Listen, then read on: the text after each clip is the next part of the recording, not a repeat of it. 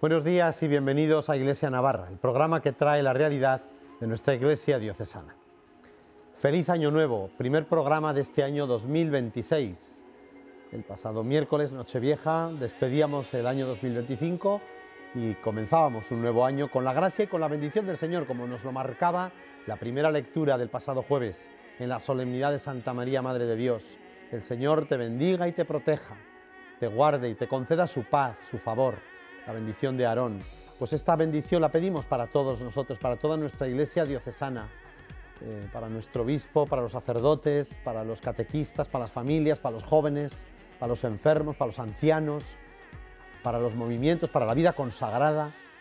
La bendición del Señor para este nuevo año 2026. De verdad y de corazón, feliz año. En este domingo celebramos el domingo segundo del tiempo de Navidad, en el cual la Iglesia nos invita a seguir profundizando en el misterio de la Navidad que llevamos celebrando, después de haber pasado ya la octava. El próximo martes celebraremos, pasado mañana ya, la Epifanía, pero hoy es para ahondar en el misterio. Por eso el Evangelio de este domingo es una repetición, repetimos y volvemos a leer el Evangelio del día de Navidad, el prólogo de Juan. El Verbo se hizo carne y acampó entre nosotros. En la pasada Nochebuena, el Papa León ya nos dijo que la palabra verbo, al usarse la palabra verbo, nos está hablando de una palabra en movimiento, en acción, que tiene eficacia. Pues el Verbo se hizo carne y acampó entre nosotros. Seguimos ahondando en este misterio crucial y trascendental en la vida de la humanidad, que es el nacimiento de Cristo en Belén. Y hoy en nuestro programa vamos a ver y a adentrarnos en un carisma de una congregación que está en nuestra diócesis trabajando, que son los peregrinos de la Eucaristía. Ellos han trabajado y trabajan pastoralmente en distintas realidades de nuestra diócesis, los conocemos, los vemos y vamos a conocer un poco más sobre la realidad de los peregrinos de la Eucaristía. Para eso están con nosotros Fray Maximiliano María de la Inmaculada y Fray Daniel de la Cruz de María Virgen. Buenos días. Buenos días, don Alfredo. Bueno, vamos a conocer un poco la realidad de los peregrinos de la Eucaristía para quien no os conozca. Así, a bote pronto, ya entraremos en detalles, pero ¿qué son los peregrinos de la Eucaristía? Los dos me vale que contestéis, porque los dos tendréis suficiente conocimiento de vuestro carisma. Vale. Los peregrinos de la Eucaristía somos una asociación pública de fieles de reciente fundación. Llevamos 20 años de haber sido fundados y está conformada precisamente por la rama femenina, la rama masculina, en la que conforman religiosas, sacerdotes, consagrados y también laicos que desde su vida quieren vivir nuestro carisma en la vida ordinaria. Pues los peregrinos de la Eucaristía somos eso, ¿no? Somos consagrados que viven un carisma en concreto, que es la existencia eucarística de nuestro Señor. Y que bueno, vamos en miras también de lo que el Señor también va marcando para toda nuestra familia. Sí. Maximiliano, esa existencia eucarística, cuéntanos un poco, ¿cómo se desarrolla eso luego en vuestra vida? Pues la existencia eucarística realmente es lo que conforma nuestra vida y nuestro existir. Es nuestro punto de partida y a la vez es nuestra meta. La existencia eucarística obviamente nosotros la vemos enfocada precisamente en la Eucaristía, la existencia eucarística, y es el ser alimento.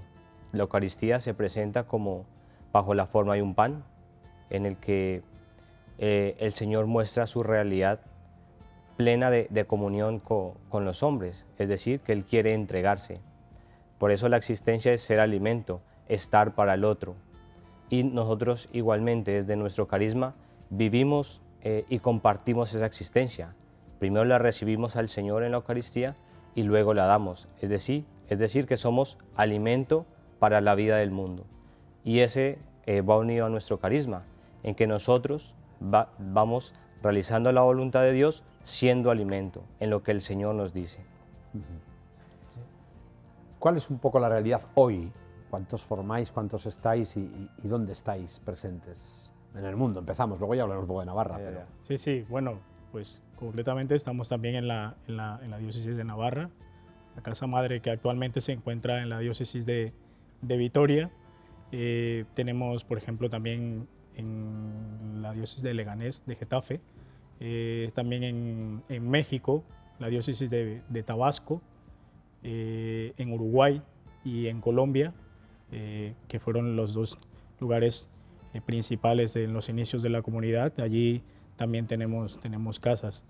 El número exacto de miembros de la comunidad radica más o menos entre los 100 y algo, entre religiosos, religiosas, pero bueno, tenemos presencia tanto de religiosos, religiosas y laicos también en cada una de las casas en que estamos.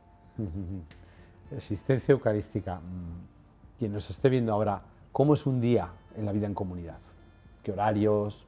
En fin, ¿cómo son vuestras actividades?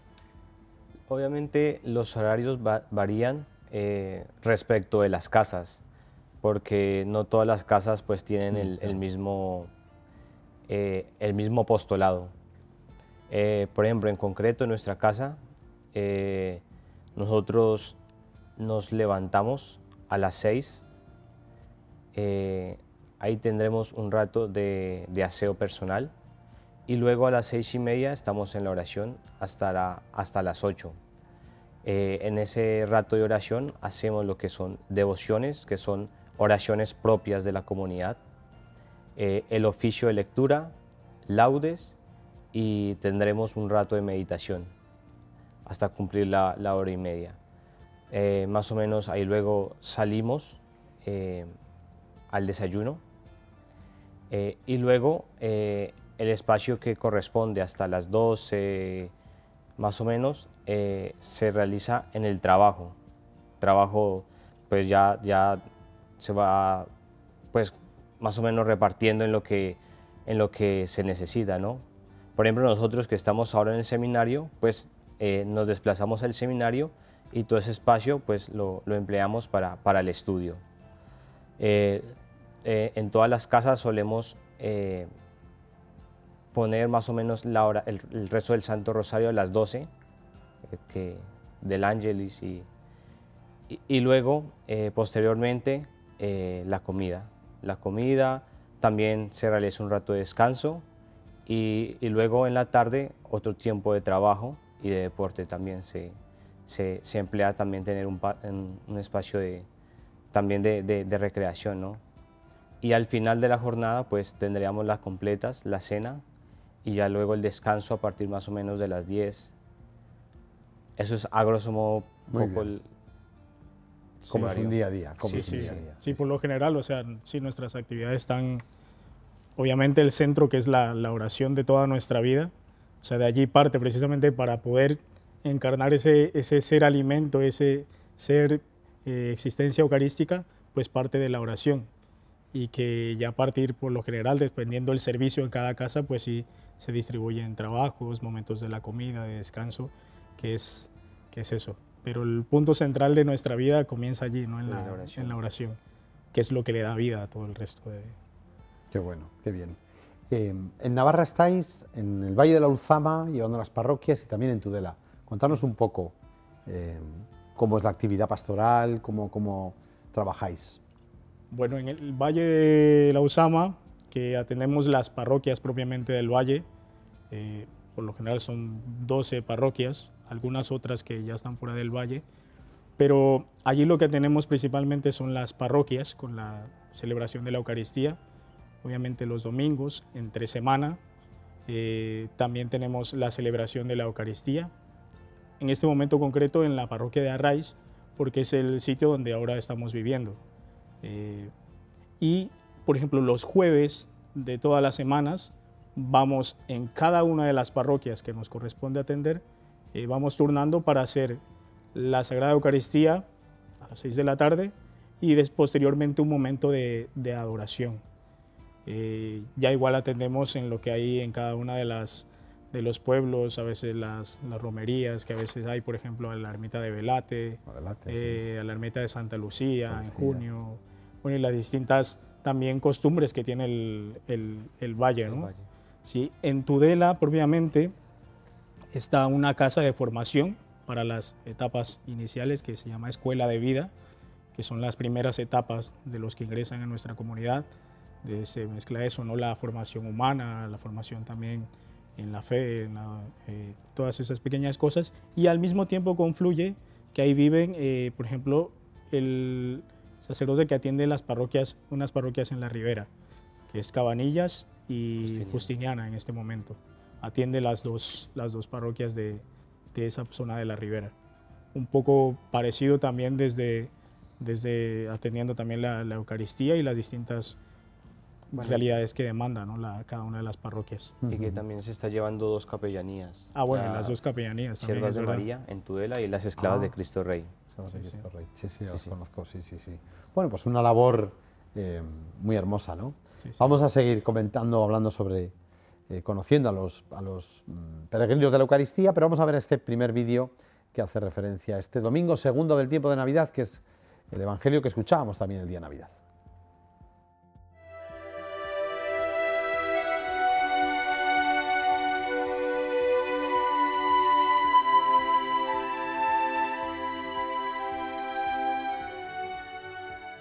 En el principio existía el Verbo, y el Verbo estaba con Dios, y el Verbo era Dios.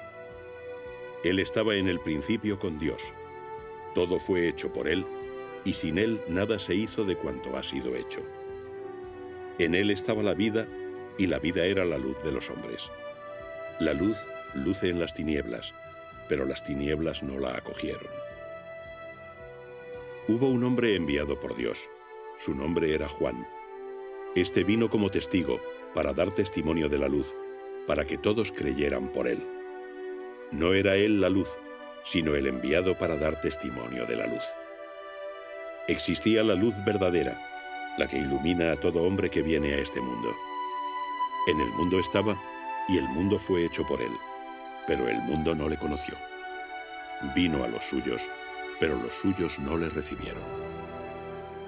Sin embargo, a cuantos le recibieron les dio la capacidad de hacerse hijos de Dios, a los que creen en su nombre, los cuales no han nacido de la sangre, ni de la voluntad de la carne, ni del querer del hombre, sino de Dios. Y el Verbo se hizo carne y habitó entre nosotros.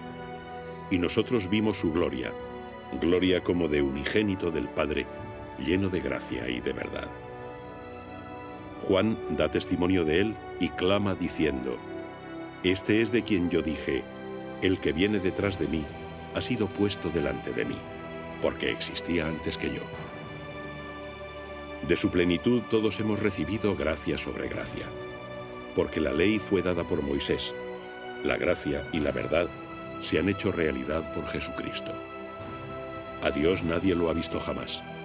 Dios unigénito, que está en el seno del Padre, Él mismo es quien lo ha dado a conocer.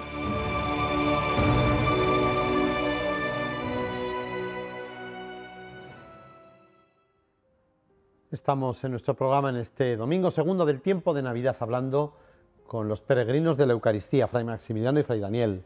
Bueno, hemos hablado un poquito de la realidad de los peregrinos de la Eucaristía, del carisma, pero bueno, vuestro testimonio personal. ¿Por qué decidís o sentís, cómo sentís esta llamada? Ya sé que la historia vocacional siempre es un poco difícil de verbalizar, pero Sí. ¿por qué peregrinos de la Eucaristía? Un poco vuestra historia vocacional. Bueno, como dice usted, siempre es algo difícil de verbalizar, pero sí es verdad que uno va descubriendo ciertos rasgos, ¿no? Con los que uno se ve identificado, al menos en mi experiencia. Yo conozco a los peregrinos de la Eucaristía porque ellos realizan una misión en México, de donde yo soy, en la zona donde yo vivía, y sí es verdad que yo en ese momento experimentaba como ese cuestionamiento de mi vida, ¿no? Después de vivir una vida, obviamente, pues, con las cosas del mundo, ¿no? Y todo eso, experimentaba ese vacío y pues, esa pregunta que siempre surge: Señor, ¿qué quieres de mí, no? O sea, cuando le dicen, ¿qué quieres de mi vida? O sea, le hago esa pregunta, o sea, ¿qué quieres de mí? ¿Dónde quieres que te sirva? Y bueno, aparta de mi vida, pues todo aquello que me impida servirte, ¿no? eso fue, me acuerdo de esa pregunta, fue un Jueves Santo. Al Viernes Santo llega a la comunidad, justamente al sitio donde yo vivía. Entonces, cuando yo entro a la capilla, entro y lo primero que veo son unos religiosos y unas religiosas rezando. El oficio estaban rezando laudes, me acuerdo, llegué muy temprano. Y fue como ese impacto, ¿no? Como por decir ese amor a primera vista, como que hay algo que impacta y que, o sea, yo comprendo que es como aquí, ¿no? Sí, cabe recalcar que yo también tenía una relación con una chica y, o sea, fue tanto el impacto que recibí con este encuentro, ¿no? Como con este, que llegaban momentos en que yo me olvidaba que tenía una novia, ¿no? Que tenía y obviamente después me fui acercando a ellos, conociéndoles un poco, viendo la forma en que vivía y a mí me impresionaba siempre algo de ellos, ¿no? Que era siempre estaban alegres, siempre los veía alegres, y también la forma de relacionarse entre ellos, ¿no? Como ese mírenlos cómo se aman, ¿no? Fue algo muy peculiar que a mí en lo personal me impactó mucho, además del hábito también que me llamó mucho la atención. Posteriormente pues ya también pues pedí hacer una experiencia de vida también con ellos, en la cual pues también descubrí que bueno, que también el Señor me llamaba allí, ¿no? Como que fuese el momento también donde Dios también me cautivó, o sea, confluyó todo eso, ¿no?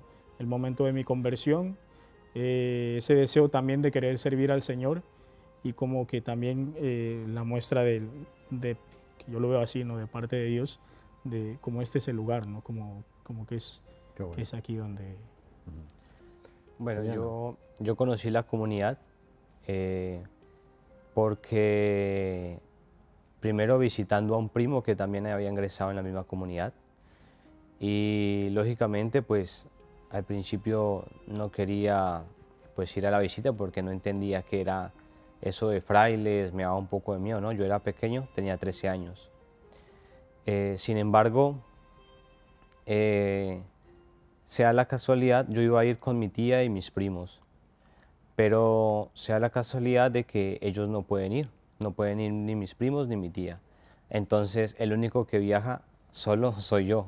Viajo a visitar en principio a mi primo.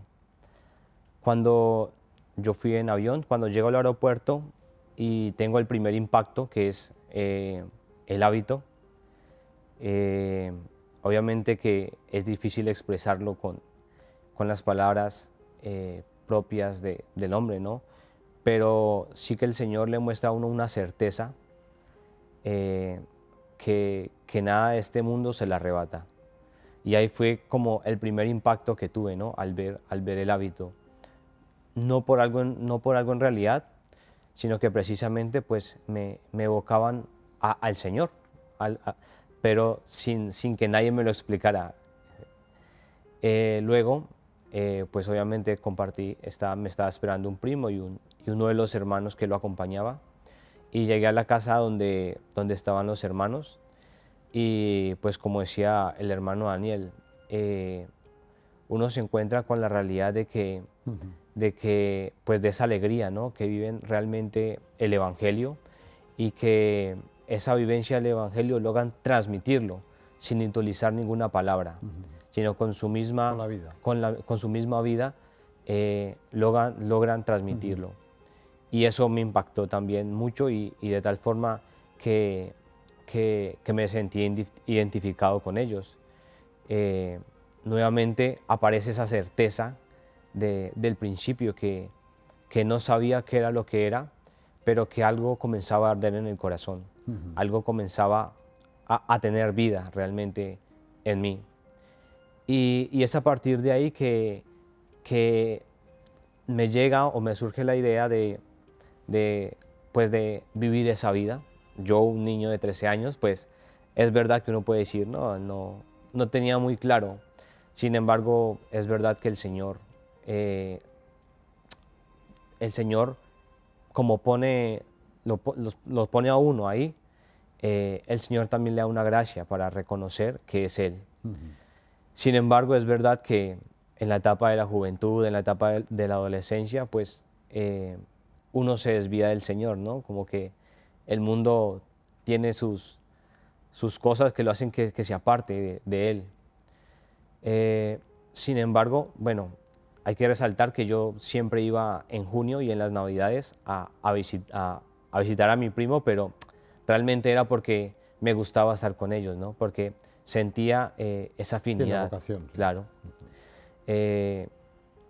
Entonces ya terminado el colegio, pues sí sentía que el Señor me llamaba de una manera especial en ese momento. Muy bien. Y obviamente yo di un poco de largas porque pues en mi caso estaba el tema de que pues yo vivía solo con mi mamá. Entonces me daba un poco de cosa dejarla sola. Eso es lo que un poco me retenía, ¿no? Lo que más me retenía. Por eso estuve estudiando 3 semestres de ingeniería mecatrónica, pero obviamente todo ese año y medio era teniendo presente que tengo que responder al Señor, es el Señor, es el Señor. Hasta que es verdad que como dice el Evangelio, ¿no? Que el Señor lo seduce a uno, ¿no? De que el Señor puede más. Y es así como sentía en mi corazón de que era el momento que tenía que responderle. Y bueno, pues solicité el hacer una experiencia, el poder pues ya como comenzar la etapa del proceso con la comunidad. Y bueno. Aquí estás ya. Sí, Ahora hablaremos porque estáis ordenados, además de diáconos, una palabra, ¿no?, para el ministerio. Pero vamos a ver este segundo vídeo del Evangelio de este domingo.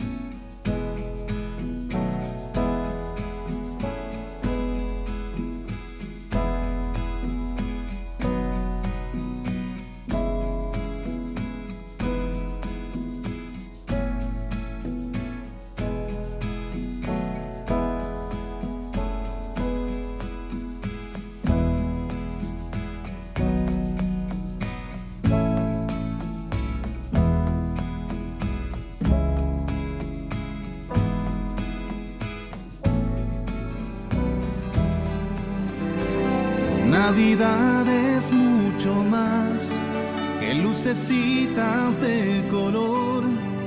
Navidad es compartir, abrir entero el corazón. Es mucho más de lo que aparenta ser. A nuestro alrededor.